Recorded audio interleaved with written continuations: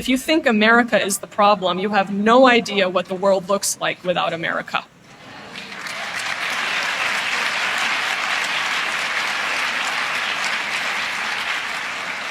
And if you think Israel is the problem, you have no idea what the Middle East looks like without Israel.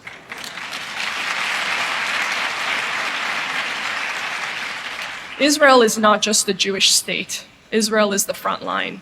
And every Iranian knows the chant that I too was made to chant when I was growing up in Iran. Death to Israel, death to America.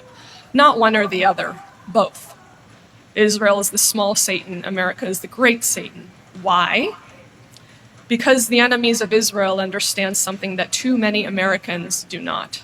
Israel and America are connected. They are connected by the belief that the individual matters more than the state, that women are not property, that minorities have rights, that you can question your leaders, that you can change your government, that you can worship freely, speak freely, that your life belongs to you, that God is God, and no government or school or ideology will take the place of God.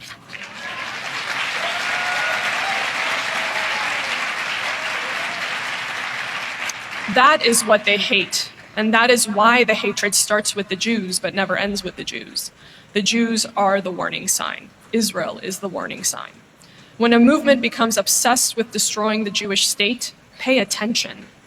When people begin excusing violence against Jews because they believe Jews are too powerful, too privileged, too white, too successful, pay attention.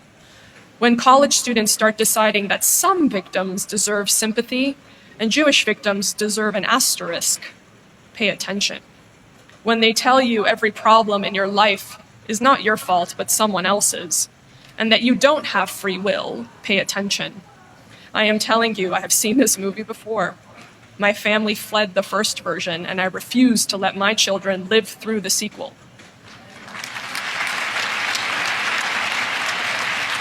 I want to ask the students screaming "Death to America," do you have any idea what happens when American values die?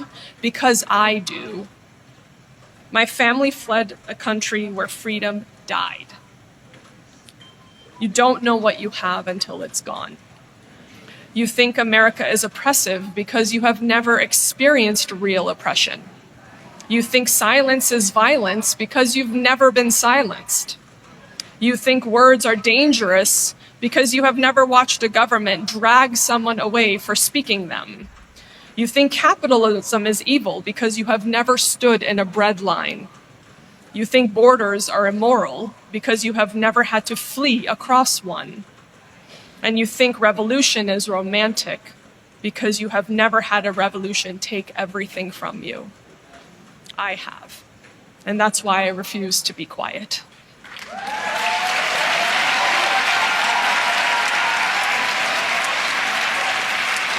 When I speak to you about revolution, I am not speaking from a textbook. I am speaking about the revolution that stole Iran. I'm speaking about the revolution that forced my family to leave our home and everything my parents spent a lifetime building. I'm speaking about the revolution that turned one of the oldest civilizations in the world into a prison for women, a torture chamber for dissidents, and the leading state sponsor of terrorism. And tonight, I'm here to tell you something that may make some people feel uncomfortable. I have seen this movie before, and I know how it ends. In 1979, the Shah of Iran was overthrown by an alliance that should never have made sense. The Islamists joined forces with the Marxists and socialists. Think about that. Sound familiar, huh? The leftists believed religion was backwards. The Islamists wanted religious rule. The leftists claimed to support women's liberation. The Islamists wanted to control how women dress, how they behave, and where they could go. The leftists talked about sexual freedom.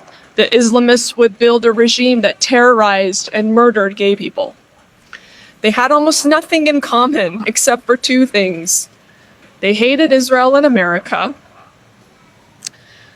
and they wanted to bring the regime down. My family lived through what happens next. In Iran, the leftists thought they were using the Islamists.